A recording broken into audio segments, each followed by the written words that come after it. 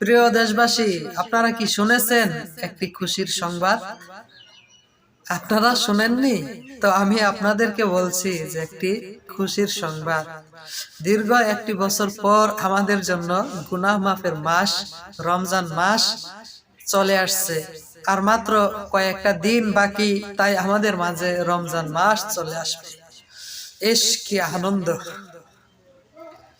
সেহরি খাবো, রোজা রাখবো, ইফতারি করব, তারাবি পড়বো, কোরআন তেলাওয়াত করব,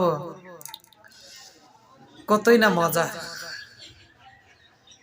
এই রমজান মাস আলাদা একটা মজা আসে। আমরা যারা রোজা রাখি এখন থেকেই কিন্তু বড় আনন্দ বোধ মনে হচ্ছে যে দীর্ঘ একটি বছর পর আমাদের সম্মুখে রমজান মাস আমরা পাবো। তো সেই কথা মনে হলে কিন্তু বড় একটা আনন্দ ভাব ভিতরে চলে আসে। তো একবার আমরা সবাই বলি আলহামদুলিল্লাহ, যেহেতু আমাদেরকে আরেকটি বার আমাদেরকে আল্লাহ রাব্বুল আলামিন গুনাহ মাফের সুযোগ দিবেন বলে ধারণা হচ্ছে, যেহেতু আমাদের সম্মুখে রমজান মাস।